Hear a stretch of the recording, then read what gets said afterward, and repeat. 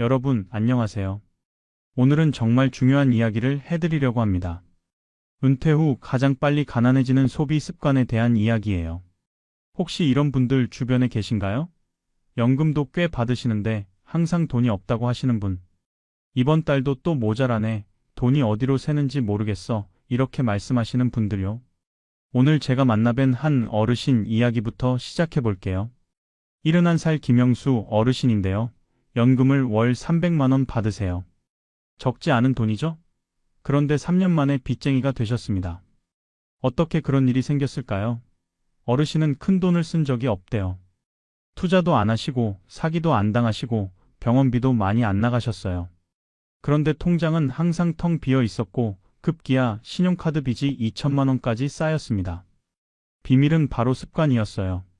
하루에 딱 10,000원씩만 더 쓰는 습관. 별것 아닌 것 같죠? 그런데 이게 1년이면 365만 원이에요. 3년이면 1,000만 원이 넘습니다. 거기에 이자까지 붙으면 빚은 눈덩이처럼 불어나는 거죠. 어르신이 후회하며 하신 말씀이 있어요. 큰 돈은 조심했는데 작은 돈을 무시했어요. 매일 조금씩 새는 돈이 결국 나를 거덜냈어요. 여러분, 이게 바로 소비 습관의 무서운 점입니다. 복리 효과라는 거 아시죠?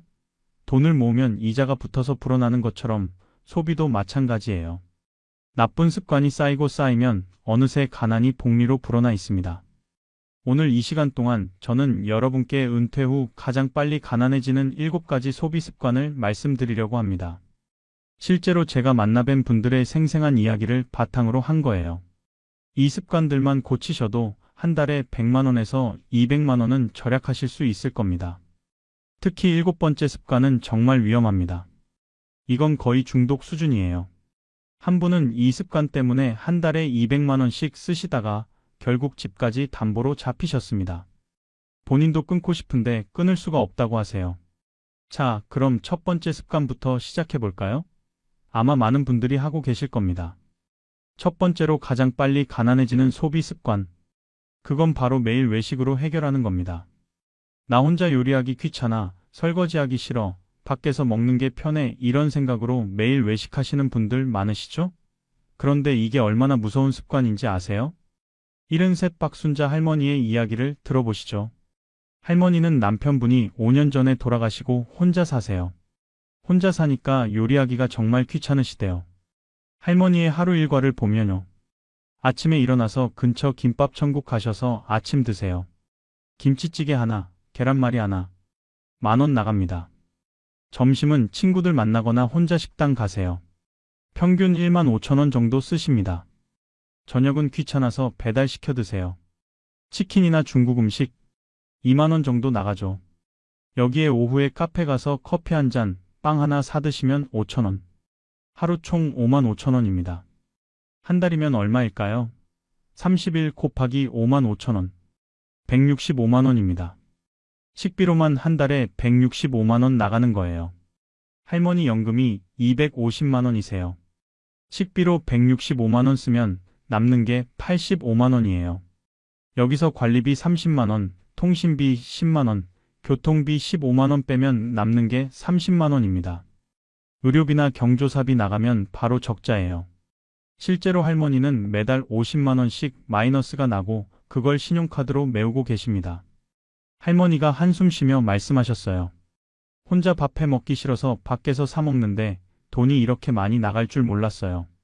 이제는 카드빚이 1,000만 원이 넘어요.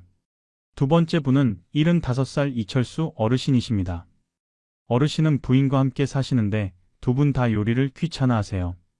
아침은 빵이나 우유로 간단히 해결하시고 점심, 저녁은 외식하십니다. 두 분이서 한 끼에 평균 3만 원씩 쓰세요. 하루 이끼면 6만 원. 한 달이면 180만 원입니다. 부부 연금 합쳐서 400만 원인데 식비로 거의 절반이 나가는 거예요. 어르신이 말씀하셨어요. 젊을 때는 집에서 해 먹었는데 나이 들으니까 요리하기가 너무 힘들어요. 시장 가는 것도 힘들고 재료 다듬는 것도 힘들고 설거지는 더 힘들고 그래서 그냥 사 먹어요. 세 번째 분은 68살 최영희 할머니십니다. 할머니는 아예 집에 가스레인지가 없으세요. 요리를 안 하시니까 필요 없다고 치워버리셨대요. 3끼 다 외식이나 배달입니다. 아침 10,000원, 점심 20,000원, 저녁 20,000원. 하루 50,000원씩 쓰세요. 한 달이면 150만 원. 할머니 연금이 250만 원인데 식비로 150 나가면 생활비가 빠듯해요. 그래도 편해서 좋아요. 요리하는 시간에 운동하고 친구 만나요 라고 하시는데 통장 잔고는 계속 줄어들고 있습니다. 네 번째 분은 70살 정동수 어르신이십니다.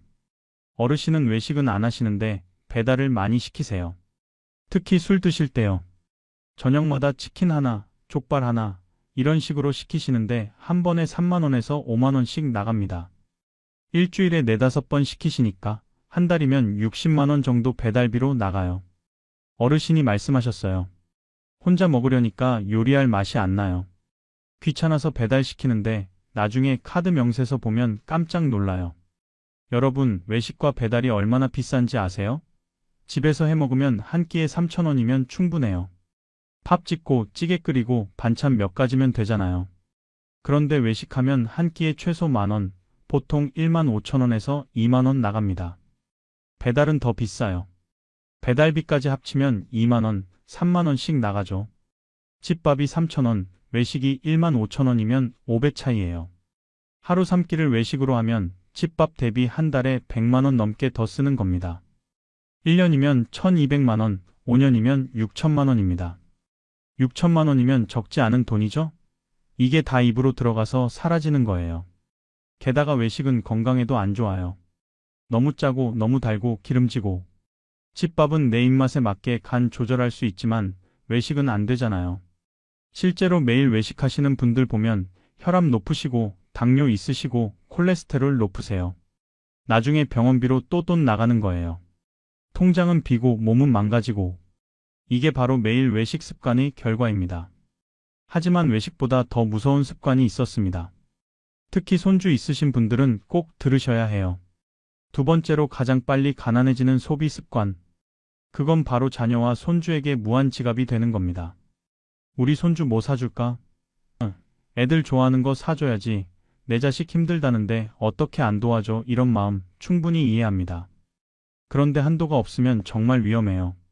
73 강미숙 할머니의 이야기입니다. 할머니는 손주가 셋 있으세요.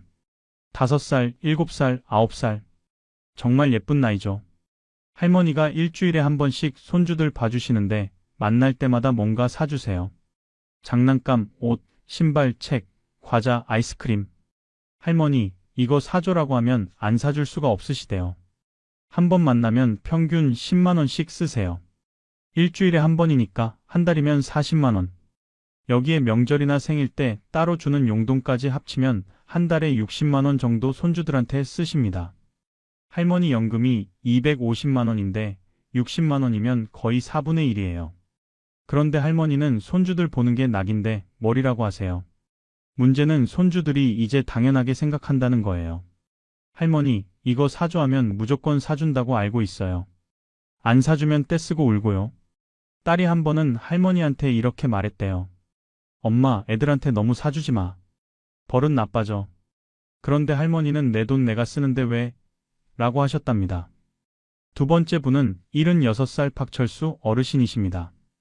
어르신은 손주랑 외식 자주 하세요. 한 달에 4-5번 정도요. 그런데 손주가 넷이에요. 한 번 외식할 때 어른 포함해서 6명, 7명이 가는 거예요. 고기 먹으러 가면 한 번에 20만 원, 뷔페 가면 15만 원씩 나갑니다. 한 달에 4번이면 80만 원. 여기에 손주들 간식비, 문구비 이런 거 합치면 한 달에 100만 원은 손주들한테 쓰세요. 어르신 연금이 300만 원인데 100만 원이 손주들한테 가는 거예요. 3분의 1이죠. 어르신이 말씀하셨어요. 손주들 좋아하는 거 보면 기분이 좋아요. 돈은 나중에 생각하고. 세 번째 분은 70살 이순자 할머니십니다. 할머니는 아들 부부가 맞벌이라서 손주를 매일 봐주세요. 아침에 데려다주고 저녁에 데리러 가요. 그러면서 손주 먹을 것, 입을 것, 놀 것을 다 사주십니다. 유치원 끝나고 간식 사주고, 장난감 사주고, 책 사주고. 한 달에 50만 원은 쓰세요. 거기에 아들 부부 생활비도 보태주십니다. 애들 키우느라 힘들다는 말에 한 달에 30만 원씩 주시거든요. 총 80만 원.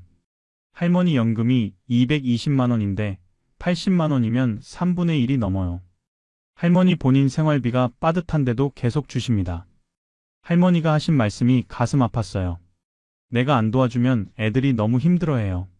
나는 조금 아껴 살면 되는데 손주는 자라나는 애들이잖아요. 네 번째 분은 74살 최동수 어르신이십니다.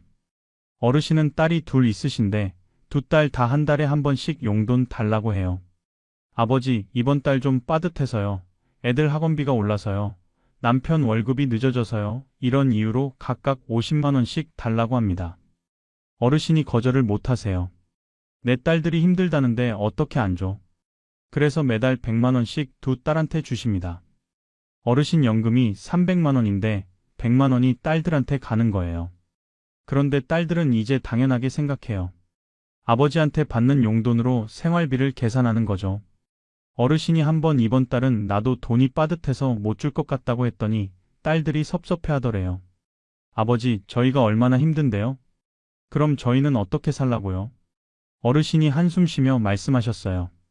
사랑으로 주는 건데 왜 이렇게 마음이 무거운지 모르겠어요. 비처럼 느껴져요. 다섯 번째 분은 71살 홍길동 어르신이십니다. 어르신은 손주 교육비를 지원하세요. 태권도, 피아노, 영어, 미술. 한 달에 60만 원씩 주십니다. 그런데 손주가 초등학교 고학년이 되니까 학원비가 더 올랐대요. 아들이 아버지, 학원비가 올라서 10만 원만 더 도와주시면 안 될까요? 라고 했어요. 어르신이 또 주셨습니다.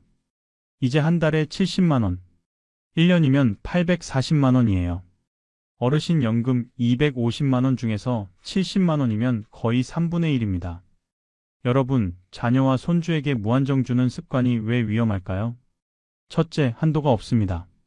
이번만 조금만 이렇게 시작했다가 계속 늘어나요. 둘째, 당연시하게 됩니다. 자녀들이 이제 부모님 돈을 생활비처럼 생각해요. 셋째, 거절하기 어렵습니다. 내 자식인데, 손주인데 하면서 못 끊어요. 넷째, 본인 노후 자금이 고갈됩니다. 퍼주다 보면 정작 본인 돈이 없어져요. 다섯째, 나중에 관계만 나빠집니다.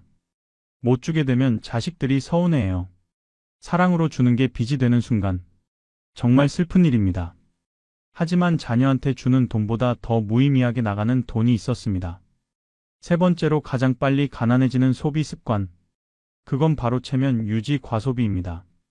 남들 눈에 초라해 보이면 어떡하지? 나이 들수록 체면이 중요해. 친구들 앞에서 쪽팔리면 안 되지 이런 생각으로 과시형 소비를 하시는 분들 많으세요. 75살 김명숙 할머니의 이야기입니다. 할머니는 친구 모임이 있으세요. 한 달에 2번 정도 만나는데 항상 할머니가 계산하십니다. 내가 낼게. 이 정도는 내가 쏘지 이렇게 말씀하시면서 매번 10만 원, 15만 원씩 내세요.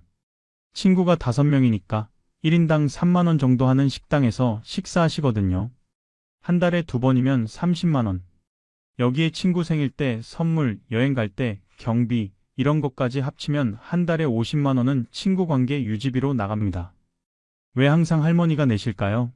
친구들이 나보다 형편이 안 좋아 보여서요. 내가 좀 여유 있다는 걸 보여주고 싶어서요.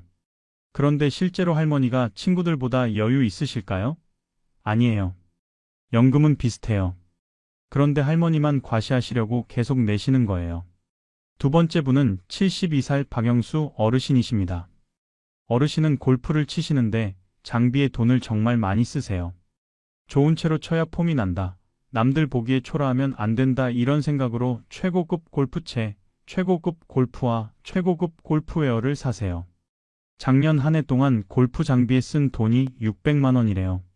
드라이버 하나에 200만 원, 골프화 50만 원, 골프복 100만 원 이런 식이에요.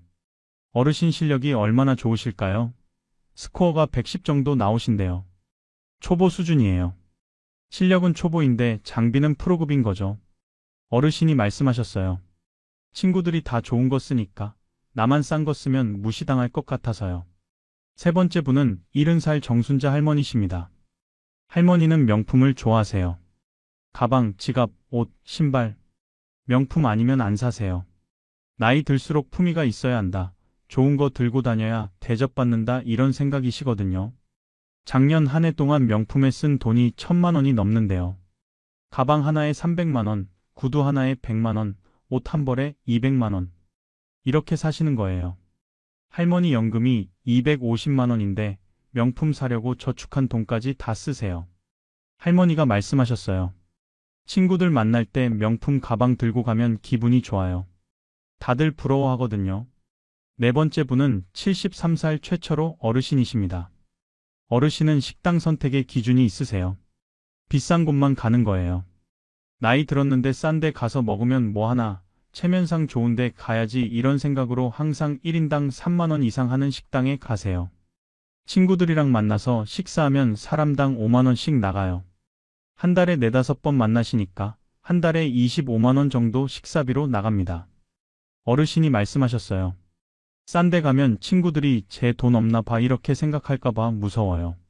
다섯 번째 분은 68살 홍미란 할머니십니다. 할머니는 SNS를 하세요. 거기에 여행 사진, 맛집 사진, 옷 사진을 올리시는데 항상 좋은 것만 올리세요. 친구들한테 내가 잘 산다는 걸 보여주고 싶어요. 부러움 사는 게 기분 좋아요. 이렇게 말씀하시거든요. 그래서 비싼 식당 가서 사진 찍고 비싼 옷 사서 사진 찍고 여행 가서 사진 찍어요. SNS를 위해 돈을 쓰는 거예요. 한 달에 SNS용 소비가 100만 원 넘게 나간다고 합니다. 할머니 연금이 300만 원인데 3분의 1을 SNS에 쓰는 거죠. 여섯 번째 분은 76살 안동수 어르신이십니다. 어르신은 후배들 만나면 항상 밥값 내세요. 선배가 내는 게 맞다, 후배들한테 쏘는 게 멋있다 이런 생각이시거든요. 한 달에 서너 번 후배 모임 가시는데 한 번에 20만 원, 30만 원씩 내세요. 한 달이면 100만 원 가까이 나갑니다. 후배들은 형님, 감사합니다 하면서 당연하게 받아요. 어르신 연금이 250만 원인데 100만 원을 후배들한테 쏘는 거예요. 어르신이 말씀하셨어요. 후배들 앞에서 체면 구기고 싶지 않아요. 선배로서 멋있는 모습 보여주고 싶어요. 여러분, 체면 유지 과소비가 왜 위험할까요? 첫째, 끝이 없습니다. 남들 눈을 의식하면 계속 더 쓰게 돼요. 둘째, 실속이 없습니다. 본인을 위한 지출이 아니라 남들 보여주기 위한 지출이에요. 셋째, 행복하지 않습니다. 겉으로 멋있어 보여도 속으론 불안하고 빠듯해요. 넷째, 실제로는 아무도 안 봅니다. 다들 자기 인생 사느라 바빠요. 다섯째, 가난을 숨기려다 정말 가난해집니다. 과소비하다 보면 진짜 돈이 없어져요. 체면은 중요하지만 과도한 체면 유지는 독입니다. 하지만 체면보다 더 무의미하게 돈을 쓰는 습관이 있었습니다.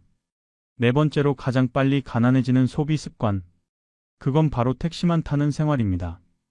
버스는 불편해, 지하철은 계단이 많아, 택시가 편하잖아 이런 생각으로 무조건 택시만 타시는 분들 계시죠? 74살 이영자 할머니의 이야기입니다. 할머니는 버스를 절대 안 타세요. 버스는 서서 가야 하고 흔들리고 불편하다는 이유로요. 할머니가 하루에 나가는 교통비를 계산해 봤어요. 아침에 병원 가는데 택시 10,000원, 점심 먹고 복지관 가는데 택시 5,000원, 저녁에 집 돌아오는데 택시 10,000원. 하루 25,000원. 한 달이면 75만 원입니다. 교통비로만 한 달에 75만 원 나가는 거예요. 할머니 연금이 200만 원인데 거의 3분의 1이 넘어요. 할머니가 만약 버스를 탔다면 얼마나 나갔을까요? 같은 거리를 버스로 가면 한 번에 1,500원 정도예요. 하루 3번이면 4,500원. 한 달이면 13만 5천 원입니다. 택시 75만 원 vs 버스 13만 5천 원. 60만 원 넘게 차이 나는 거예요. 할머니가 말씀하셨어요. 나이 들면 편하게 살아야지. 돈 아끼려고 버스 타고 고생할 순 없어요. 두 번째 분은 70살 박동철 어르신이십니다. 어르신은 지하철도 타시는데 택시 병행하세요. 조금만 피곤하거나 짐이 있으면 바로 택시 타시거든요. 한 달에 택시비로 50만 원 정도 나간대요. 어르신 연금이 250만 원인데 50만 원이면 5분의 1이에요. 어르신이 계산해 보니까 전부 대중교통 이용하면 한 달에 10만 원이면 충분하더래요. 40만 원을 더 쓰는 거죠. 어르신이 말씀하셨어요. 택시 타면 문 앞까지 바로 가니까 편해요. 비싸긴 하지만 편의를 위해 돈 쓰는 거죠. 세 번째 분은 71살 최순자 할머니십니다. 할머니는 밤에 외출하면 무조건 택시 타세요. 밤에는 위험해서 택시 타야 한다는 생각이시거든요. 할머니가 저녁 약속이 많으세요. 친구들 만나고 문화센터 가고 저녁 운동 가고 일주일에 서너 번은 저녁에 나가시는데 갈 때 택시 올 때 택시 한 번에 왕복 2만 원씩 나갑니다. 한 달이면 8만 원에서 10만 원 정도 밤 택시비로 나가요. 할머니가 말씀하셨어요. 안전이 제일 중요하니까 택시비는 아깝지 않아요. 네 번째 분은 68살 정철수 어르신이십니다. 어르신은 비 오는 날이나 더운 날은 무조건 택시 타세요. 비 오는데 버스 타면 젖잖아. 더운데 버스 정류장에서 기다리면 힘들잖아. 이런 이유시거든요. 한 달에 비 오는 날, 더운 날 합치면 열흘 정도 되는데 그날은 무조건 택시예요. 하루 2만 원씩이면 한 달에 20만 원 추가로 나가는 거죠. 여러분, 택시만 타는 습관이 왜 위험할까요? 첫째, 비용이 비쌉니다. 버스, 지하철 대비 5배에서 10배 비싸요. 둘째, 습관이 됩니다. 한번 편함에 길들면 다시 대중교통 타기 어려워요. 셋째, 건강에 안 좋습니다. 걷는 기회가 줄어들어서 체력이 떨어져요. 넷째, 의존성이 생깁니다. 나중에 경제적으로 어려워져도 택시 안 타면 불안해요. 택시는 정말 필요할 때만 타는 거예요. 매일 타시면 안 됩니다. 하지만 택시비보다 더 무서운 지출이 있었습니다. 다섯 번째로 가장 빨리 가난해지는 소비 습관. 그건 바로 건강염려증 병원 쇼핑입니다. 몸이 안 좋은 것 같아, 어디가 아픈 것 같아, 검사 한 번 더 받아야겠어, 이런 생각으로 병원을 과도하게 다니시는 분들 계세요. 75살 김술래 할머니의 이야기입니다. 할머니는 일주일에 병원을 4~5군데 다니세요. 월요일은 내과, 화요일은 정형외과, 수요일은 한의원, 목요일은 피부과, 금요일은 또 내과. 이런 식이에요. 할머니가 정말 아프실까요? 큰 병은 없으세요. 그런데 혹시나 하는 마음에 계속 병원 가시는 거예요. 한 번 병원 가면 진료비, 검사비, 약값 합쳐서 평균 5만 원씩 나갑니다. 일주일에 4번이면 20만 원, 한 달이면 80만 원이에요. 할머니 연금이 250만 원인데 병원비로 80만 원이면 거의 3분의 1입니다. 할머니가 말씀하셨어요. 나이 들면 건강이 제일 중요하니까 병원비는 아깝지 않아요. 그런데 의사 선생님들이 뭐라고 하실까요? 할머니가 그렇게 자주 올 필요 없다고 하세요. 한 달에 한 번이면 충분합니다 라고요. 그런데 할머니는 불안해서 계속 가세요. 두 번째 분은 72살 이철수 어르신이십니다. 어르신은 의사 쇼핑을 하세요. 같은 증상으로 여러 병원 다니시는 거예요. 이 병원 진단이 맞나? 다른 병원에서도 봐야겠어. 이런 생각으로 한 가지 증상에 3~4군데 병원을 가세요. 허리가 아파서 정형외과 3군데 가고 또 한의원 2군데 가고 물리치료까지 받으시면 한 달에 100만 원 넘게 나갑니다. 문제는 검사가 중복된다는 거예요. 엑스레이를 3번 찍고 혈액 검사를 4번 하고 불필요한 검사에 돈만 나가는 거죠. 어르신이 말씀하셨어요. 한 병원만 믿기가 불안해요. 여러 곳에서 진단받아야 확실하잖아요. 세 번째 분은 70살 박영희 할머니십니다. 할머니는 건강검진을 너무 자주 받으세요. 국가건강검진은 2년에 한 번인데 할머니는 1년에 2~3번씩 받으세요. 그것도 종합검진으로요. 한 번에 50만 원에서 100만 원씩 나가는 종합검진을 1년에 2번 받으시니까 1년에 200만 원이에요. 의사 선생님이 할머니, 매년 그렇게 자주 받을 필요 없어요 라고 하는데도 할머니는 혹시 모르잖아요. 암은 빨리 발견해야 하니까 라고 하세요. 네 번째 분은 73 정미숙 할머니십니다. 할머니는 건강식품까지 합치면 한 달에 200만 원씩 건강에 쓰세요. 병원비 100만 원, 건강식품 100만 원. 할머니 연금이 300만 원인데 3분의 2가 건강 관련 지출이에요. 할머니가 말씀하셨어요. 건강을 잃으면 모든 걸 잃는 거잖아요. 그러니까 건강에는 돈을 아끼면 안 돼요. 다섯 번째 분은 68살 최동수 어르신이십니다. 어르신은 인터넷으로 증상을 검색하세요. 그러다가 혹시 이 병 아닐까? 걱정되면 바로 병원 가세요. 머리 아프면 뇌종양 아닐까? 배 아프면 대장암 아닐까? 가슴 답답하면 심장병 아닐까? 이런 식이에요. 한 달에 10번 넘게 병원 가시는데 대부분 이상 없다고 나옵니다. 그런데 또 다른 증상 생기면 또 가세요. 한 달에 병원비가 150만 원 나간답니다. 어르신 연금이 250만 원인데 절반 이상이 병원비예요. 여러분, 건강염려증 병원 쇼핑이 왜 위험할까요? 첫째, 불필요한 지출입니다. 실제로 아픈 게 아닌데 돈만 나가요. 둘째, 중복 검사, 중복 투약으로 오히려 건강을 해칩니다. 셋째, 불안만 키웁니다. 병원 갈수록 더 불안해져요. 넷째, 의료진 시간을 낭비합니다. 정말 아픈 사람이 치료받을 기회를 빼앗아요. 다섯째, 끝이 없습니다.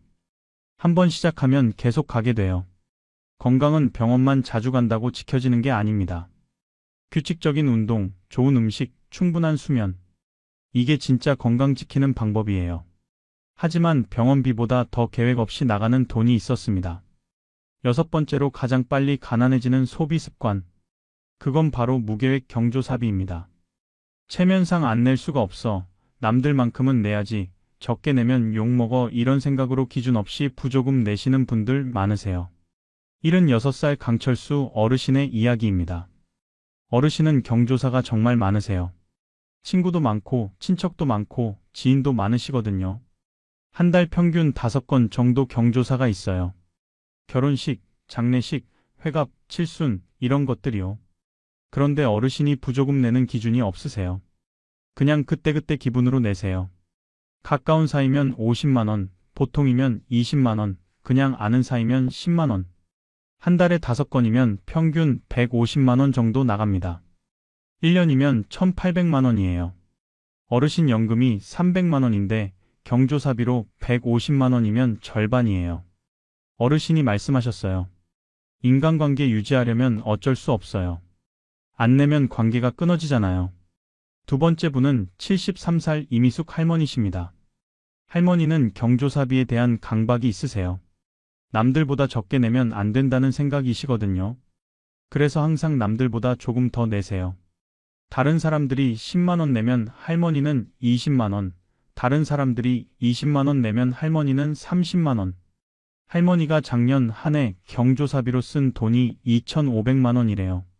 한 달 평균 200만 원 넘게 쓴 거예요. 할머니 연금이 250만 원인데 경조사비가 200만 원이면 남는 게 50만 원이에요. 생활비가 모자라서 저축한 돈 쓰고 계십니다. 할머니가 말씀하셨어요. 체면이 있어야죠. 적게 내면 쪽팔려요. 세 번째 분은 70살 박순자 할머니십니다. 할머니는 예산을 안 세우세요. 경조사비를 미리 계획하지 않고 그때그때 통장에서 빼서 내세요. 그러다 보니 한 달에 얼마나 쓰는지도 몰라요. 나중에 통장 보고 깜짝 놀라는 거죠. 이번 달 경조사비가 200만 원이나 나갔네? 할머니가 말씀하셨어요. 경조사는 갑자기 생기는 거니까 계획을 어떻게 세워요? 그냥 생기는 대로 내는 거죠. 네 번째 분은 74살 최영희 할머니십니다.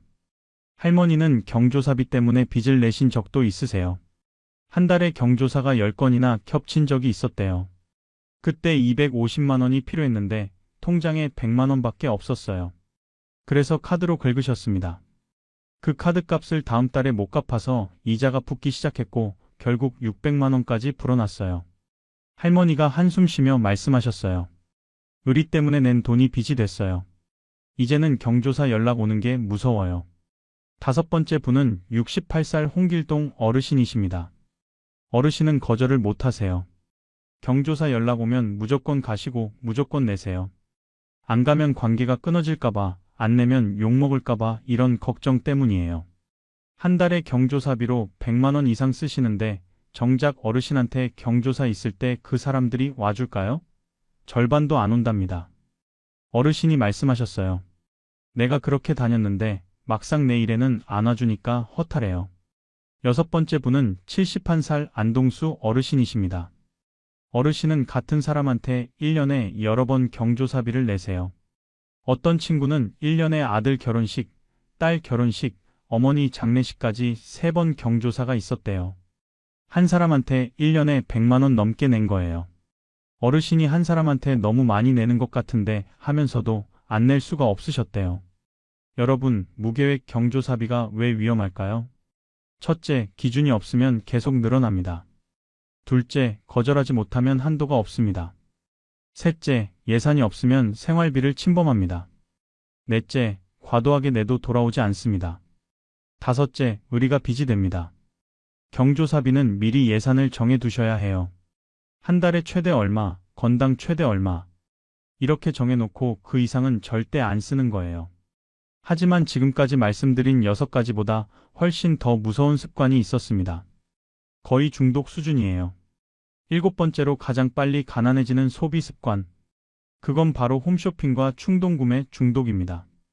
이거 필요할 것 같아. 지금만 할인이래. 이거 없으면 안 될 것 같아. 이런 생각으로 계속 사시는 분들 계세요. 74살 김영숙 할머니의 이야기입니다. 할머니는 매일 홈쇼핑을 보세요.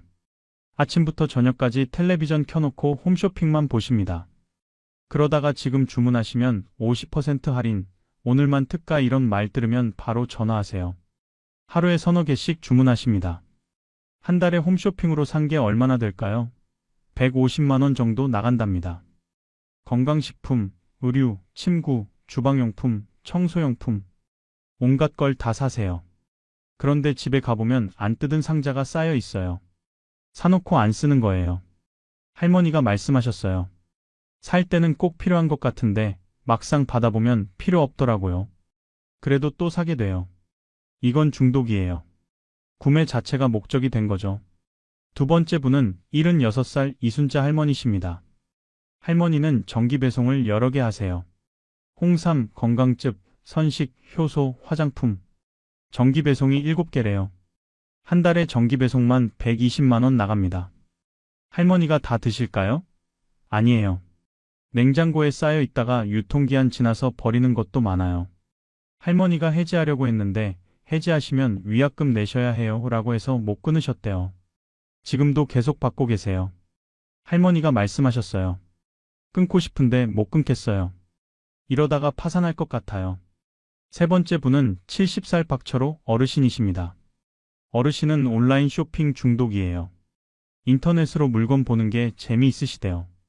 하루에 몇 시간씩 쇼핑몰 구경하시다가 마음에 드는 거 있으면 바로 주문하세요. 한 달에 온라인 쇼핑으로 80만 원 정도 쓰신답니다. 옷, 신발, 가방, 전자제품, 온갖 걸 다 사세요. 그런데 사놓고 한 번도 안 쓰는 것도 많아요. 옷장에 택 달린 옷이 수십 벌이래요. 어르신이 말씀하셨어요. 사는 게 스트레스 해소가 돼요. 외로울 때 쇼핑하면 기분이 좋아져요. 네 번째 분은 72살 정밀한 할머니십니다. 할머니는 친구 따라 쇼핑 가면 꼭 뭔가 사세요. 친구가 샀는데 나만 안 사면 이상하잖아. 같이 쇼핑 왔는데 빈손으로 갈 순 없잖아. 이런 생각이시거든요. 한 달에 4-5번 친구들이랑 쇼핑 가시는데 한 번에 50만 원씩 쓰세요. 한 달이면 200만 원입니다. 사놓고 필요 없는 것도 많지만 그냥 사는 거예요. 할머니가 말씀하셨어요. 필요해서 사는 게 아니라 분위기에 휩쓸려서 사는 거예요. 5번째 분은 68살 최동수 어르신이십니다. 어르신은 새 제품만 나오면 꼭 사세요. 신상품 써봐야지, 최신 거 가져야지 이런 생각으로 텔레비전, 냉장고, 세탁기, 휴대폰, 새 모델 나오면 바로 사세요. 작년 한 해 동안 신제품 구매에 500만 원 쓰셨대요. 멀쩡한 거 버리고 새 거 사신 거예요. 어르신이 말씀하셨어요. 새 제품 사면 기분이 좋아요. 뭔가 젊어지는 느낌이랄까? 6번째 분은 70세 안영희 할머니십니다. 할머니는 신용카드 빚이 3천만 원이에요. 홈쇼핑 중독 때문이에요. 매일 홈쇼핑으로 뭔가 사시다 보니 한 달에 250만 원씩 나가요. 할머니 연금이 200만 원인데 홈쇼핑으로 250 쓰면 50만 원 적자예요. 그걸 카드로 메웠더니 3년 만에 빚이 3천만 원이 됐습니다. 이제는 이자만 한 달에 40만 원씩 나가요. 할머니가 울먹이며 말씀하셨어요. 끊고 싶은데 못 끊겠어요. 텔레비전만 켜면 홈쇼핑 보게 돼요. 이건 중독이에요. 도와주세요. 7번째 분은 71살 홍순자 할머니십니다. 할머니는 외로움 때문에 쇼핑하세요. 혼자 사시는데 너무 외로울 때 쇼핑몰 들어가서 뭔가 주문하시면 기분이 나아지신대요.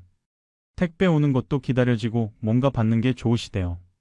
한 달에 100만 원씩 쇼핑하시는데 정작 산 물건은 별로 안 중요하세요. 그냥 구매하는 행위 자체가 좋으신 거예요. 할머니가 말씀하셨어요. 쇼핑하면 외로움이 잠깐 사라져요. 누군가 나한테 뭔가 보내주는 느낌이 들거든요. 여러분, 홈쇼핑과 충동구매 중독이 왜 가장 무서울까요? 첫째, 중독입니다. 끊고 싶어도 못 끊어요. 둘째, 불필요한 물건을 삽니다. 필요해서가 아니라 구매 자체가 목적이에요. 셋째, 집에 물건만 쌓입니다. 쓰지도 않는 물건들로 집이 창고가 돼요. 넷째, 빚으로 이어집니다. 돈 없어도 카드로 끊으니까 빚이 쌓여요. 다섯째, 외로움이나 스트레스의 잘못된 해소 방법입니다. 근본 문제는 안 해결되고 돈만 나가요. 여섯째, 끝이 없습니다. 한번 중독되면 계속 사게 돼요. 일곱째, 치료가 필요합니다. 혼자 힘으로 못 끊으면 전문가 도움 받아야 해요. 이건 정말 심각한 문제예요. 가장 조심하셔야 할 습관입니다. 지금까지 은퇴 후 가장 빨리 가난해지는 7가지 소비 습관을 말씀드렸습니다. 정리해 볼까요? 첫째, 매일 외식으로 해결하기. 한 달에 165만 원, 1년에 1980만 원. 둘째, 자녀 손주에게 무한 지갑되기. 한 달에 60만 원에서 100만 원, 1년에 720만 원에서 1200만 원. 셋째, 체면 유지 과소비.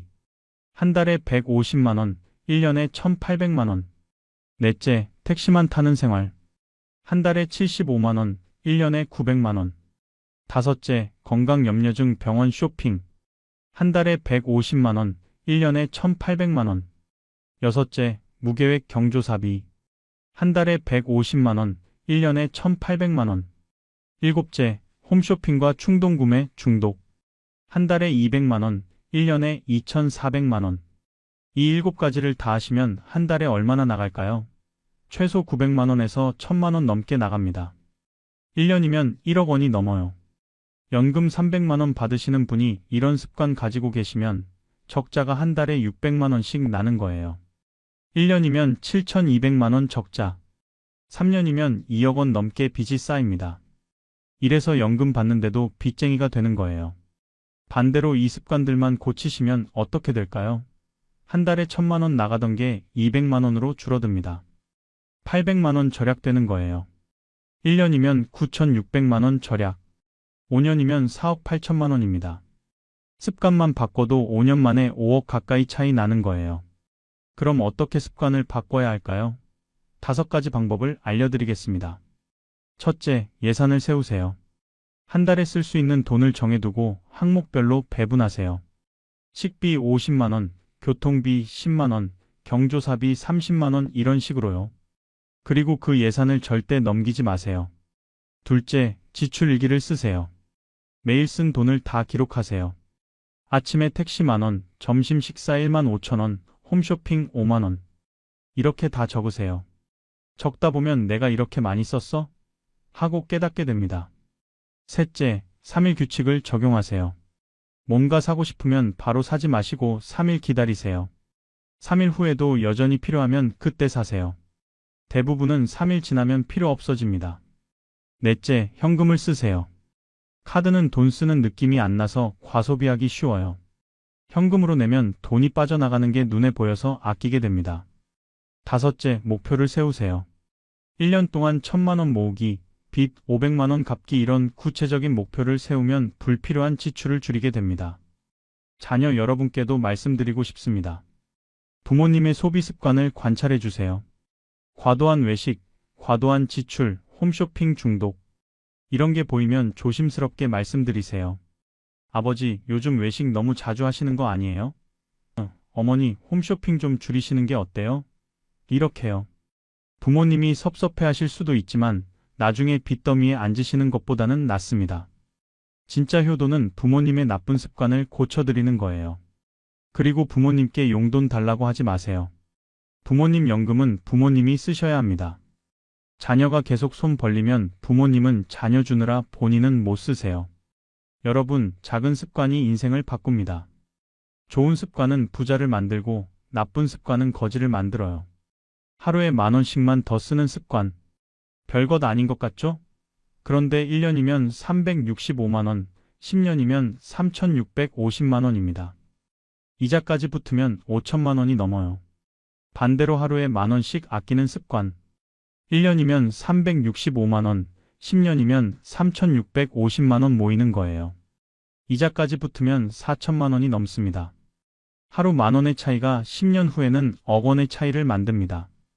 이게 바로 습관의 힘이에요. 다음 영상에서는 월 200만 원으로 풍요롭게 사는 법을 말씀드리겠습니다. 적게 써도 행복할 수 있는 방법, 알뜰하게 사는 어르신들의 비결을 공유해 드릴까요? 여러분의 경험도 듣고 싶습니다. 댓글로 남겨주세요. 어떤 소비 습관을 고쳤더니 돈이 모이던가요? 어떤 습관 때문에 돈이 많이 나가시나요? 함께 이야기 나눠봅시다. 오늘도 긴 영상 끝까지 시청해 주셔서 정말 감사합니다. 여러분의 노후가 경제적으로 안정되고 좋은 습관으로 풍요로워지시기를 진심으로 바랍니다. 건강하시고 현명하게 사시고 행복하세요. 다음 영상에서 또 뵙겠습니다. 여러분, 안녕하세요. 오늘은 조금 무겁지만 꼭 나눠야 할 이야기를 준비했습니다.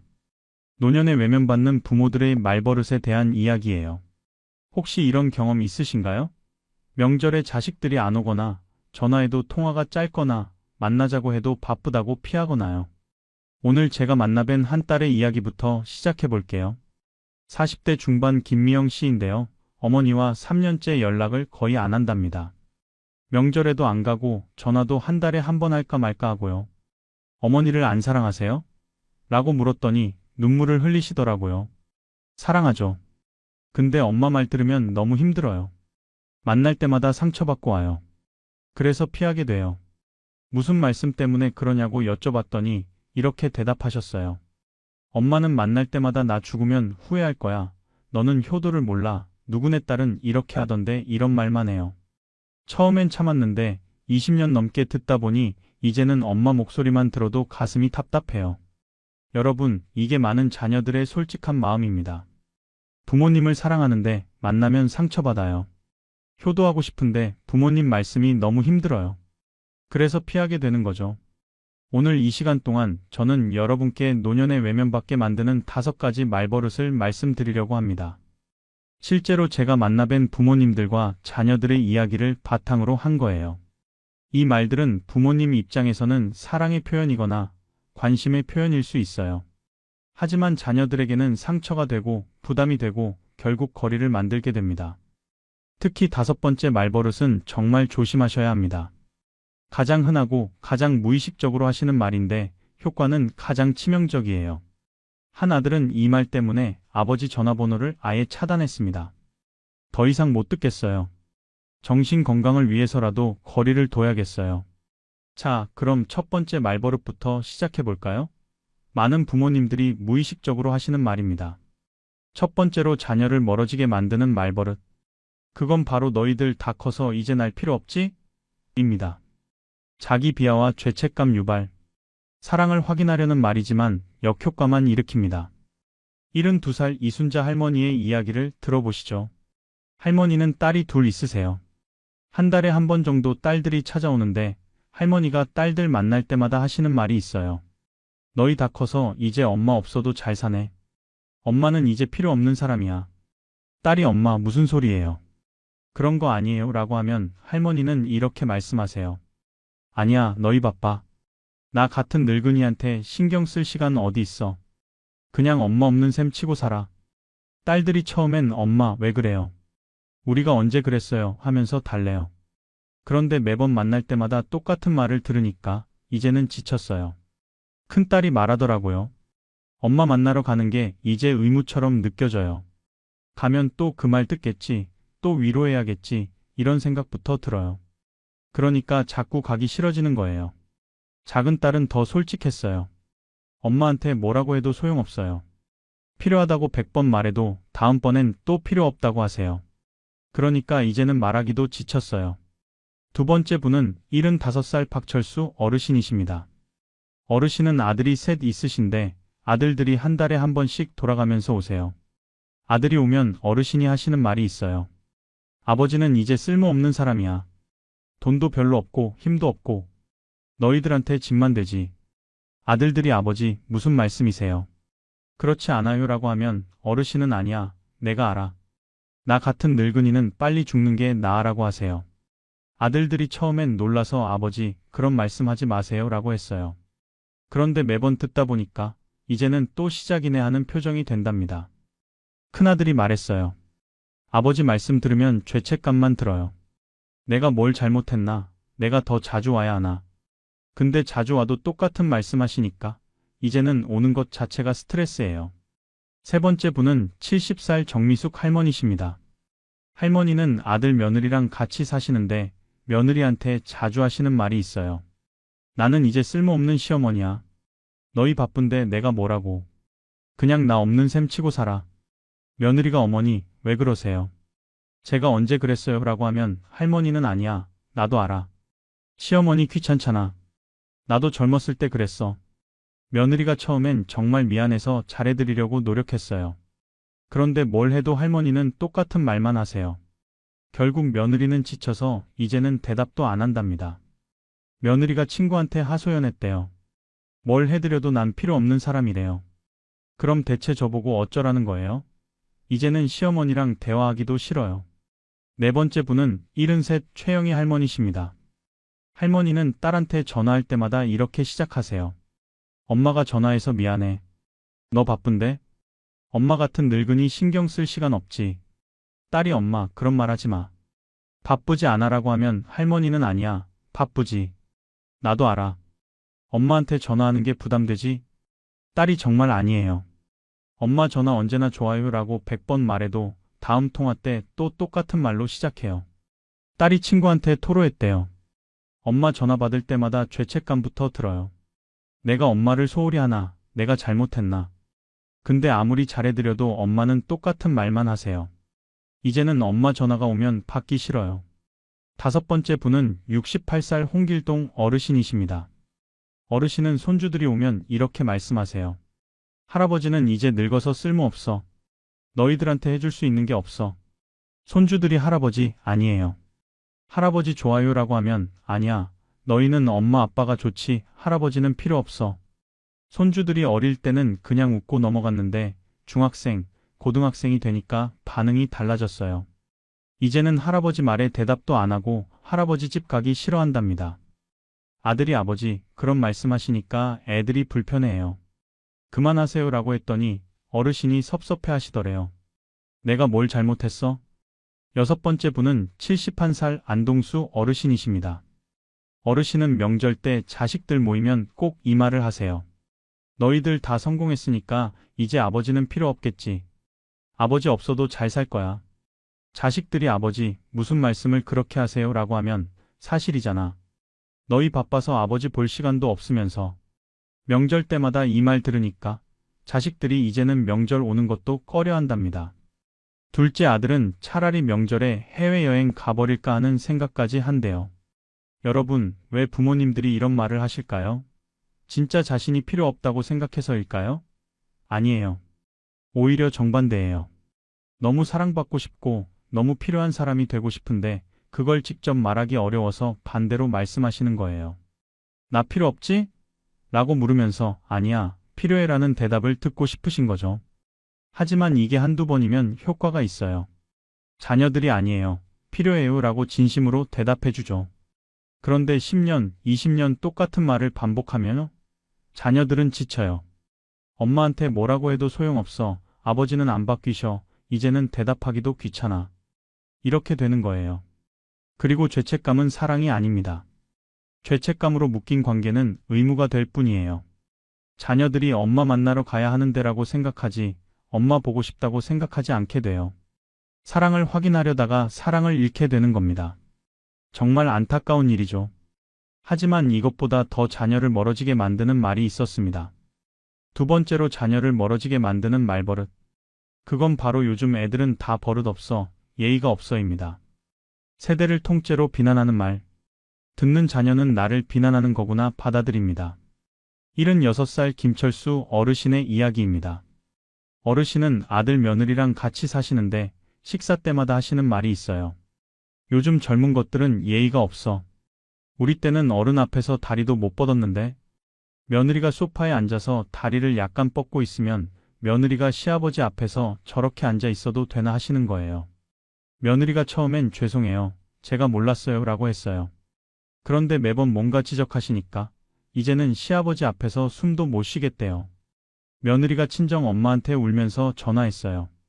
시아버지가 제하는 거 다 마음에 안 드신대요. 앉는 것도 먹는 것도 말하는 것도. 요즘 애들은 버릇 없다는 말만 들으면 정말 시댁 가기 싫어요. 결국 며느리는 명절에도 시댁 안 간답니다. 남편하고 싸워서라도 안 가요. 저는 못 가요. 가면 또 상처받아 와요.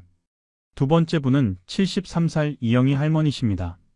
할머니는 사위를 볼 때마다 이렇게 말씀하세요. 요즘 남자들은 집안일도 안 해. 우리 때 남자들은 안 그랬어. 여자 뒷바라지 하면서 살았지. 사위가 설거지를 안 하거나 청소를 안 하면 역시 요즘 세대는 이기적이야 라고 하세요. 사위가 설거지를 하면 그렇게 대충 하는 게 설거지야? 라고 하시고요. 사위가 처음엔 참았어요. 장모님이시니까요. 그런데 3년 넘게 듣다 보니까 이제는 장모님 보기 싫어졌대요. 사위가 아내한테 말했어요. 당신 엄마 만나고 오면 기분이 너무 나빠. 내가 뭘 해도 비난만 하시잖아. 이제 안 갈래. 아내는 남편 편을 들 수밖에 없었어요. 결국 처가 방문이 1년에 한두 번으로 줄었습니다. 세 번째 분은 70살 박순자 할머니십니다. 할머니는 딸이 육아하는 방식이 마음에 안 드세요. 요즘 애들은 아이를 너무 방목으로 키워.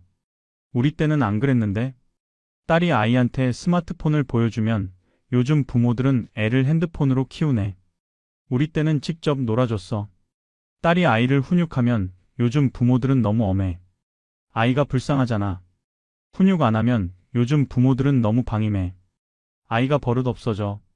딸이 뭘 해도 비난이에요. 결국 딸은 육아 상담을 엄마한테 안 하게 됐어요.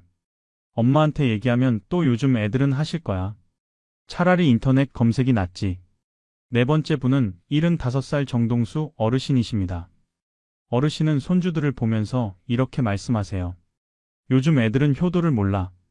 우리 때는 조부모님 섬기는 게 당연했는데 손주가 할아버지, 저 친구 만나러 가요라고 하면 친구가 할아버지보다 중요하구나. 요즘 애들은 다 그래. 손주가 할아버지랑 시간 보내면 스마트폰만 보내. 요즘 애들은 대화를 몰라. 손주들이 중학생이 되니까 이제는 할아버지 집 가기를 정말 싫어한답니다. 할아버지한테 가면 또 잔소리만 들어요. 가기 싫어요. 다섯 번째 분은 68살 최미란 할머니십니다. 할머니는 명절 때 자식들 모이면 꼭 이 말을 하세요. 너희 세대는 효도를 몰라. 우리 때는 부모님 섬기는 게 1순위였어. 큰아들이 엄마, 저희도 나름 열심히 하는데요 라고 하면 뭘 열심히 해. 1년에 몇 번이나 와? 우리 때는 매일 찾아뵀어. 명절 때마다 이 얘기 들으니까 자식들이 이제는 명절 가기가 두렵대요. 둘째 딸은 차라리 명절 근무 자원할까 생각한답니다. 여섯 번째 분은 71살 홍순자 할머니십니다. 할머니는 며느리가 하는 모든 게 마음에 안 드세요. 요즘 며느리들은 시어머니를 뭐라고 생각하는지 모르겠어. 우리 때 며느리는 안 그랬는데 며느리가 명절 음식을 미리 사오면 요즘 며느리들은 정성이 없어.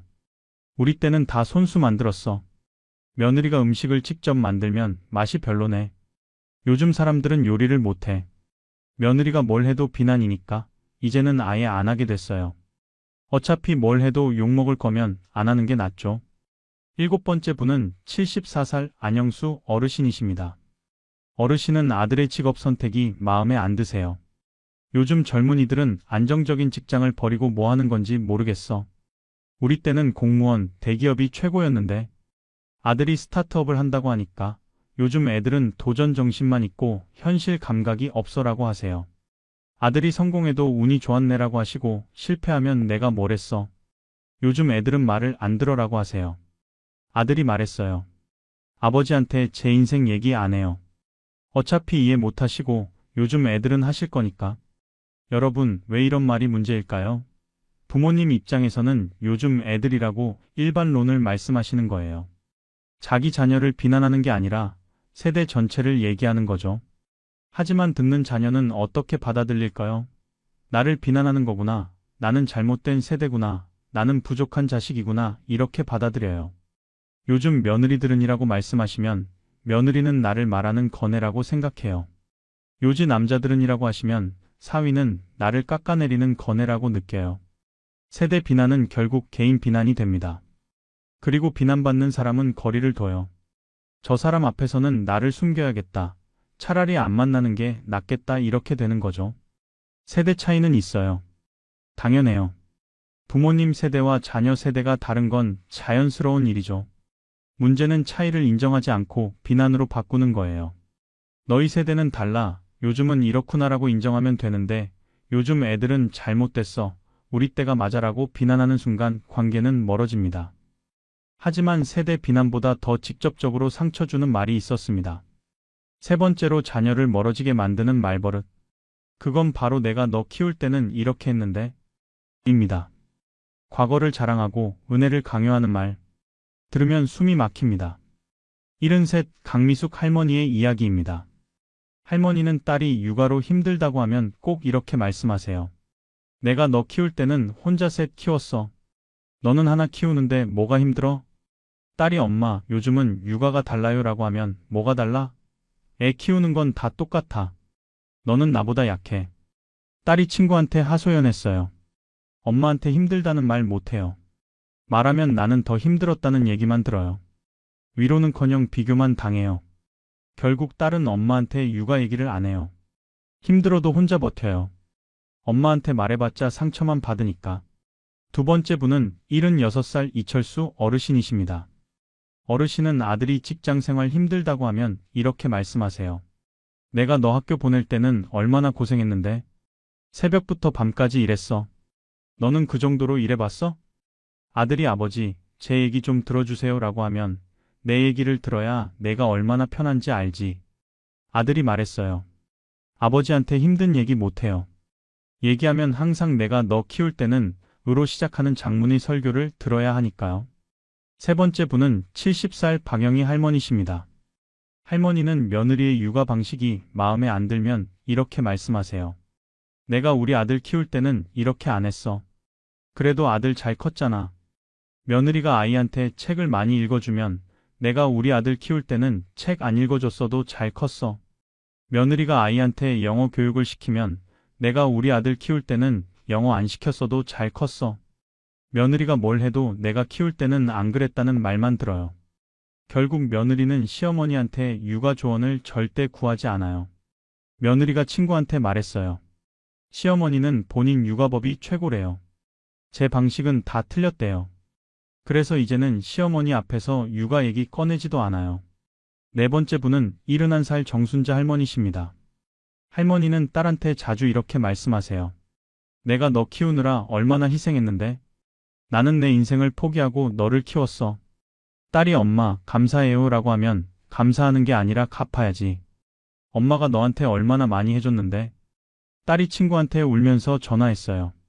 엄마는 자식 키운 걸 은혜로 강요해요. 내가 태어나 달라고 했나요? 저도 최선을 다해 살고 있는데 항상 부족하대요. 결국 딸은 엄마와 거리를 두기 시작했어요. 엄마 만나면 죄책감만 들어요. 아무리 해도 은혜를 다 못 갚았대요. 그러니까 만나기 싫어져요. 다섯 번째 분은 68살 최동수 어르신이십니다. 어르신은 아들한테 자주 이렇게 말씀하세요. 내가 너 대학 보내느라 빚까지 졌어. 너는 그거 알아? 나는 너 때문에 내 꿈 다 포기했어. 아들이 아버지 죄송해요. 제가 뭘 해드릴까요? 라고 하면 뭐래. 이미 다 지나갔어. 그냥 네가 알아야 한다는 거야. 아들이 말했어요. 아버지한테 평생 빚진 사람처럼 살아요. 뭘 해도 내가 알기나 하냐는 말만 들어요. 이제는 아버지 앞에 서는 것 자체가 부담이에요. 여섯 번째 분은 72살 홍미란 할머니십니다. 할머니는 손주 육아에 간섭하시면서 이렇게 말씀하세요. 내가 너희 아빠 키울 때는 이렇게 했어. 그래서 너희 아빠가 잘 컸잖아. 며느리가 아이한테 분유를 먹이면 내가 너희 아빠 키울 때는 모유만 먹였어.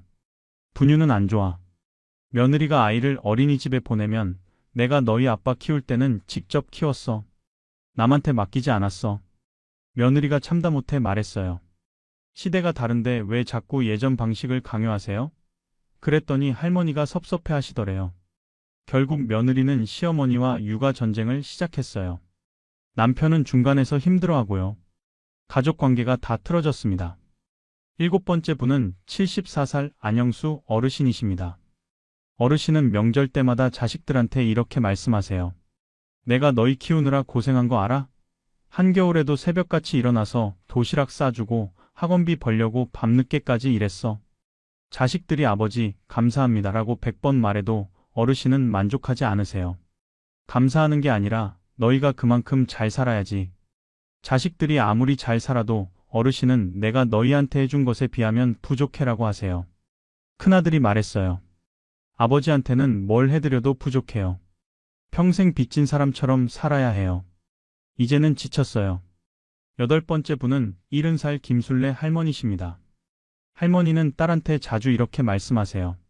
내가 너 낳아서 키우느라 내 몸이 다 망가졌어. 너 때문에 내 인생이 없었어.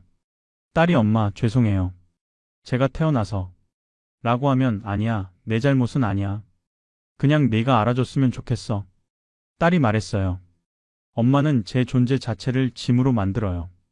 제가 태어나서 엄마 인생을 망쳤다는 느낌이 들어요. 엄마 만나면 죄인이 된 기분이에요. 여러분, 왜 이런 말이 문제일까요?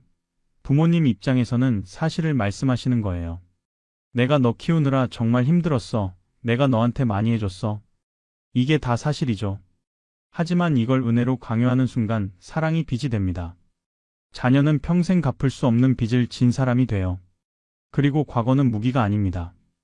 내가 너 키울 때는 이라는 말은 자랑이 아니라 비난으로 들려요. 나는 이렇게 잘했는데 너는 못한 애라는 메시지가 되는 거죠. 자녀는 부모님 세대와 다른 시대를 살아요. 육아 방식도 다르고 일하는 방식도 다르고 사는 방식도 다릅니다. 예전에는 이랬다는 말이 도움이 아니라 간섭이 될 수 있어요.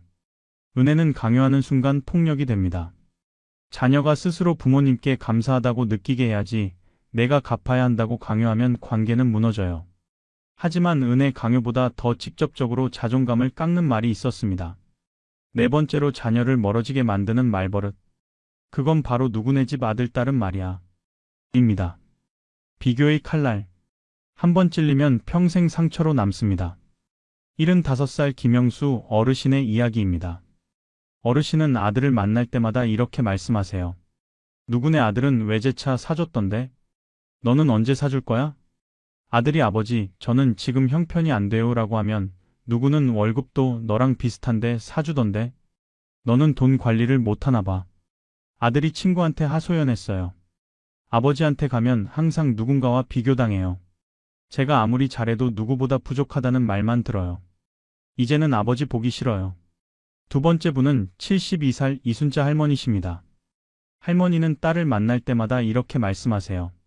누구네 딸은 해외여행 보내줬던데? 너는 엄마 여행 한 번 안 보내주네. 딸이 엄마, 제가 돈 모아서 곧 모시고 갈게요 라고 하면 누구는 벌써 3번째 여행 간대. 너는 왜 이렇게 느려? 딸이 말했어요. 엄마한테는 뭘 해드려도 누구는 더 잘한다는 말만 들어요. 제가 아무리 노력해도 인정받지 못해요. 3번째 분은 70살 박철호 어르신이십니다. 어르신은 큰아들한테 자주 이렇게 말씀하세요. 동생은 대기업 다니는데 너는 왜 중소기업이야? 동생 좀 본받아라. 큰아들이 저는 제 일이 좋아요 라고 하면 좋아서 뭐해? 돈을 많이 벌어야지. 동생은 너보다 연봉이 2배야. 큰아들이 동생한테 말했어요. 나는 형인데 항상 너랑 비교당해. 아버지가 너만 좋아하시는 것 같아. 너 때문에 내가 항상 부족한 사람이 돼. 결국 형제간 사이까지 나빠졌습니다. 아버지가 비교하니까 형제가 서로 경쟁자가 된 거예요. 4번째 분은 73 정밀한 할머니십니다. 할머니는 며느리한테 자주 이렇게 말씀하세요. 누구네 며느리는 명절 음식을 다 손수 만들던데? 너는 왜 사와? 며느리가 어머니, 요즘은 다들 사 먹어요 라고 하면 누구는 안 그러던데? 역시 효녀 며느리는 다르더라. 며느리가 친구한테 하소연했어요. 시어머니가 저를 항상 누군가와 비교해요. 제가 뭘 해도 누구는 더 잘한다는 말만 들어요. 시댁 가기가 정말 싫어요. 5번째 분은 68살 최영희 할머니십니다. 할머니는 사위를 볼 때마다 이렇게 말씀하세요.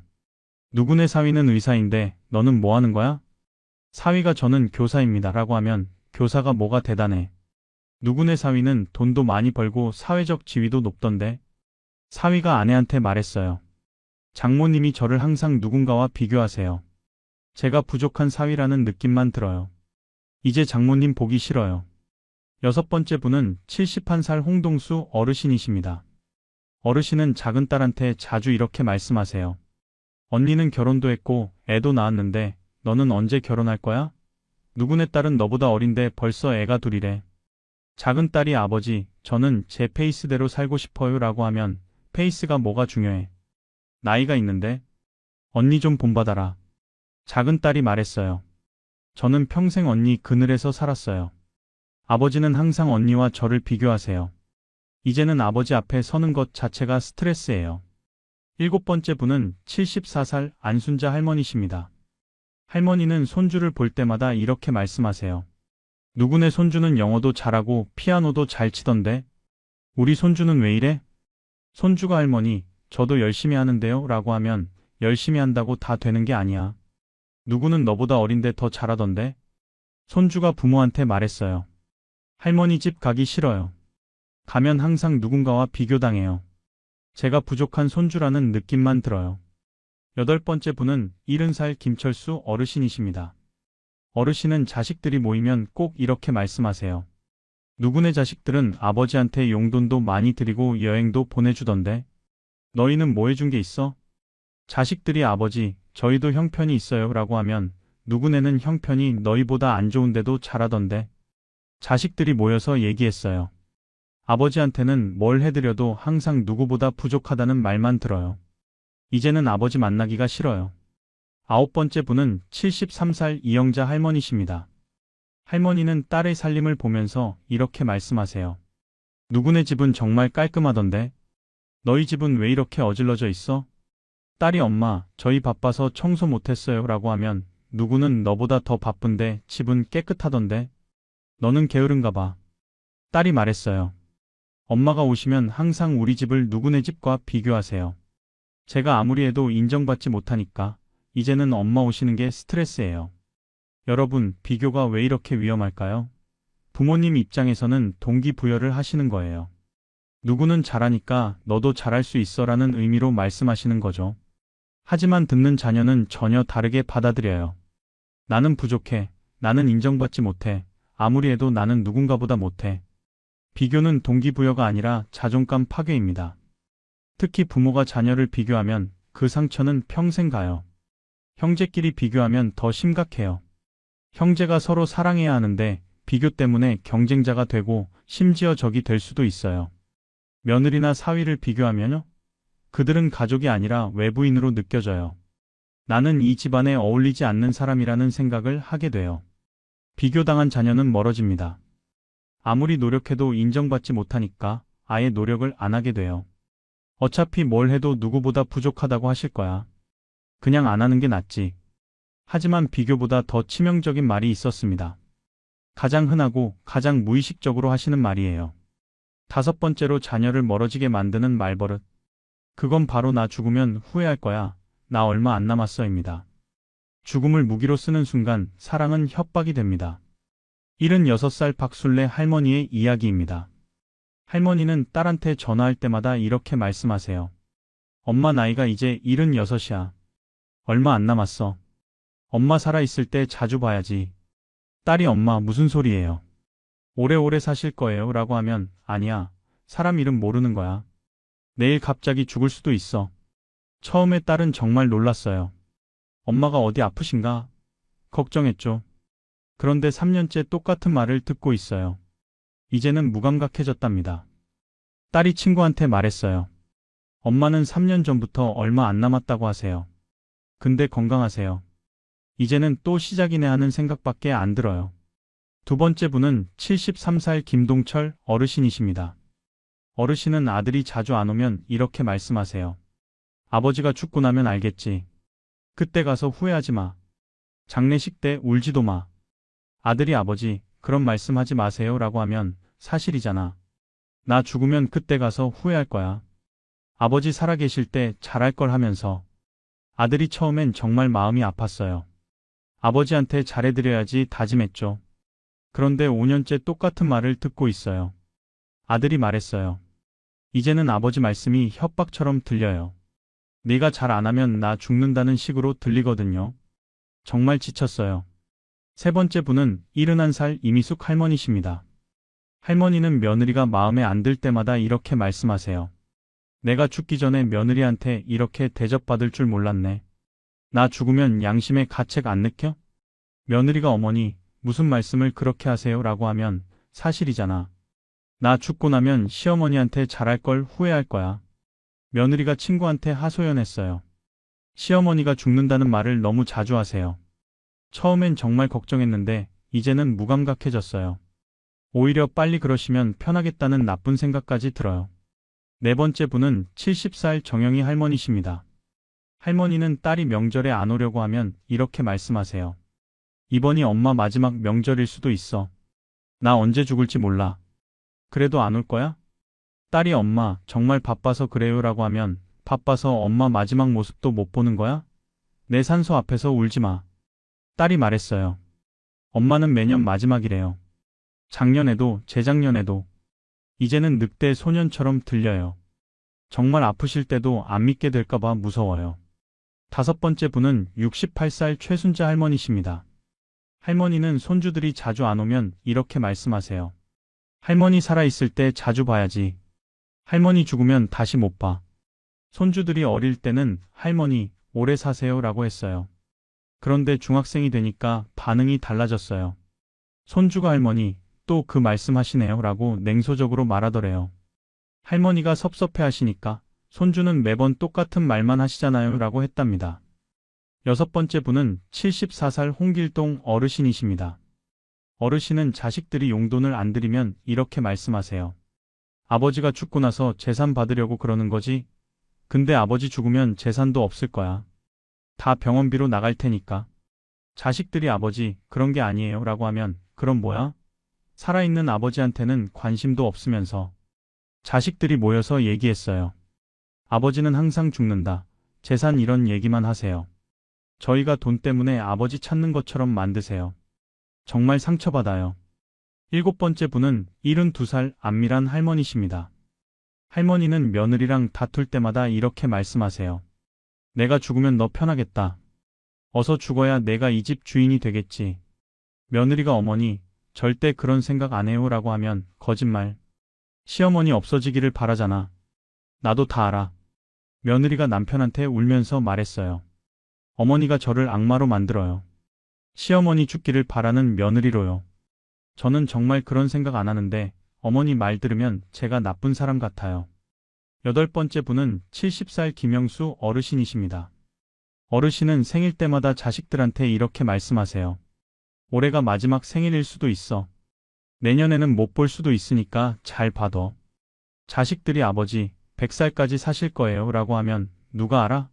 내일 갑자기 쓰러질 수도 있어. 7년째 똑같은 말을 듣고 있는 자식들. 이제는 또 마지막이래 하면서 웃어넘긴답니다. 큰딸이 말했어요.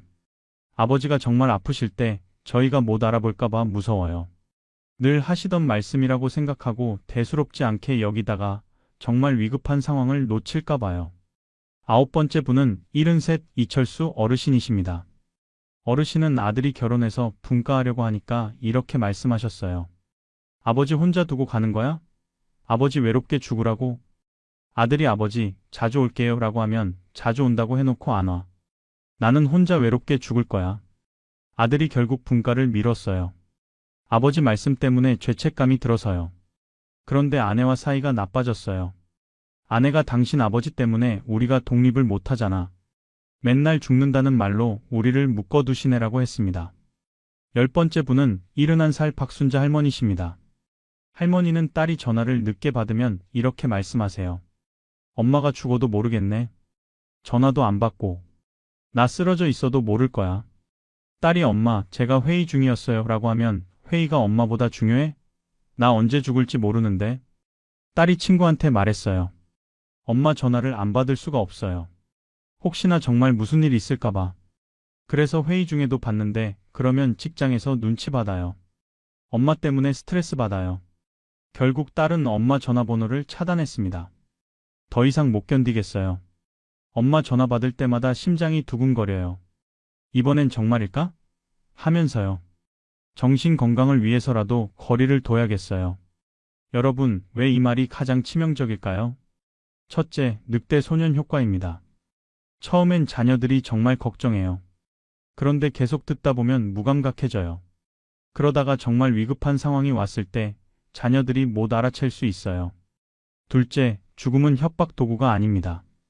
죽음으로 자녀를 통제하려고 하면 자녀는 죄책감에 묶여요. 죄책감으로 묶인 관계는 의무일 뿐 사랑이 아니에요. 셋째, 자녀에게 트라우마를 줍니다. 매번 죽는다는 말을 들으면 자녀는 불안해요.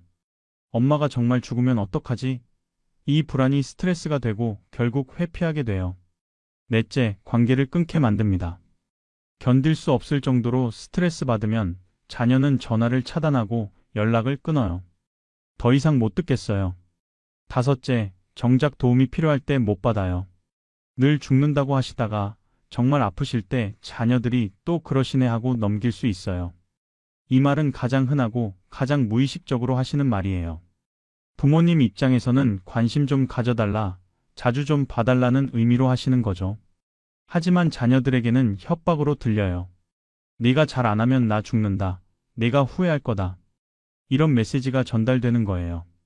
죽음은 사랑의 증명이 아닙니다. 죽음을 무기로 쓰는 순간 사랑은 사라지고 공포만 남습니다. 지금까지 노년의 외면받게 만드는 5가지 말버릇을 말씀드렸습니다. 정리해볼까요? 첫째, 너희들 다 커서 이제 날 필요 없지? 마이너스 자기 비하와 죄책감 유발. 둘째, 요즘 애들은 다 버릇 없어. 예의가 없어. 마이너스 세대 비난. 셋째, 내가 너 키울 때는 이렇게 했는데. 마이너스 과거 자랑과 은혜 강요. 넷째, 누구네 집 아들 딸은 말이야. 마이너스 비교의 칼날. 다섯째, 나 죽으면 후회할 거야. 나 얼마 안 남았어. 마이너스 죽음을 무기로 쓰기. 이 5가지 말의 공통점이 뭘까요? 부모님 입장에서는 사랑의 표현이에요. 관심받고 싶고, 사랑 확인하고 싶고, 인정받고 싶어서 하시는 말이죠. 하지만 자녀들에게는 상처가 됩니다. 비난으로 들리고 부담으로 느껴지고 협박으로 받아들여져요. 왜 부모님들이 이런 말을 하시게 될까요? 외로우시니까요. 자녀들이 바빠서 자주 못 오니까, 관심이 줄어든 것 같으니까, 불안하신 거예요. 사랑받고 싶으시니까요. 나를 사랑하니? 나를 필요로 하니? 를 확인하고 싶으신 거죠. 인정받고 싶으시니까요. 평생 자녀 키우느라 고생하셨는데 그 노고를 인정받고 싶으신 거예요. 이 모든 감정이 다 이해됩니다. 정말 이해돼요. 하지만 표현 방식이 문제예요. 그럼 어떻게 말씀하시면 좋을까요? 자녀들이 원하는 부모의 말은 무엇일까요? 잘하고 있어. 자녀가 아무리 부족해 보여도 넌 잘하고 있어라고 인정해 주세요. 고생 많다. 비난이 아니라 위로를 해주세요. 요즘 힘들지? 고생 많다. 내 선택을 믿어. 자녀가 선택한 삶을 비난하지 말고 내가 선택한 거니까 잘 될 거야 라고 믿어주세요. 언제든 기다릴. 강요하지 말고 내가 오고 싶을 때 와. 엄마는 여기 있을게. 사랑해. 죽음으로 협박하지 말고 사랑한다고 직접 말씀해 주세요. 말을 바꾸는 5가지 원칙을 알려드릴게요. 첫째, 비난 대신 인정하세요. 넌 잘못됐어가 아니라 넌 잘하고 있어. 둘째, 비교 대신 칭찬하세요. 누구는 더 잘해가 아니라 내가 이런 건 정말 잘하더라. 셋째, 과거 대신 현재를 보세요. 내가 키울 때는이 아니라 요즘은 이렇게 하는구나. 넷째, 죽음 대신 사랑을 말하세요. 나 죽으면이 아니라 사랑한다. 다섯째, 강요 대신 기다리세요. 왜 안 와? 가 아니라 보고 싶지만 기다릴. 이미 관계가 나빠졌다면 어떻게 해야 할까요? 먼저 인정하세요. 내가 상처 주는 말을 했구나를 인정하는 게 첫걸음이에요. 사과하세요. 그동안 미안했어. 엄마가 잘못 말한 것 같아. 바꾸겠다고 약속하세요. 앞으로는 그런 말 안 할게. 그리고 실천하세요. 한두 번 바뀐다고 자녀가 바로 믿지 않아요. 꾸준히 보여줘야 해요. 부모님께 드리는 조언입니다. 자녀는 부모님의 소유물이 아닙니다. 독립된 인격체예요. 자녀의 삶을 존중해 주세요. 사랑은 주는 것이지 받는 게 아닙니다. 자녀한테 사랑을 요구하지 마시고 그냥 사랑을 주세요. 말은 무기가 될 수 있습니다. 한 번 내뱉은 말은 되돌릴 수 없어요. 신중하게 말씀하세요. 자녀분들께도 조언 드립니다. 부모님 말씀 뒤에 숨은 감정을 보세요. 비난 뒤에는 외로움이, 비교 뒤에는 불안이 있어요. 부모님께 솔직하게 말씀드리세요. 엄마, 그 말 들으면 상처받아요 라고요. 경계를 설정하세요. 감당할 수 없으면 거리를 두는 것도 괜찮아요. 그게 서로를 위한 길일 수 있어요. 여러분, 말은 관계를 만들기도 하고 망치기도 합니다. 특히 부모와 자녀 사이에서는 더 그래요. 부모님의 한마디가 자녀에게 평생 상처로 남을 수 있어요. 반대로 부모님의 한마디가 자녀에게 평생 힘이 될 수도 있죠. 오늘 말씀드린 5가지 말, 제발 안 하셨으면 좋겠어요. 대신에 사랑한다, 잘하고 있다, 고생 많다 이런 말을 많이 해주세요. 다음 영상에서는 자녀가 찾아오는 부모의 말버릇을 다뤄보겠습니다. 어떤 말을 하는 부모님께는 자녀들이 자주 오고 자발적으로 효도하는지 알려드릴까요? 여러분의 경험도 듣고 싶습니다. 댓글로 남겨주세요. 부모님께 어떤 말을 들었을 때 상처받으셨나요? 반대로 어떤 말을 들었을 때 힘이 되셨나요? 함께 이야기 나눠봅시다. 오늘도 긴 영상 끝까지 시청해주셔서 정말 감사합니다. 모든 부모님과 자녀분들의 관계가 따뜻하고 건강하기를 진심으로 바랍니다. 건강하시고 사랑하시고 행복하세요. 다음 영상에서 또 뵙겠습니다.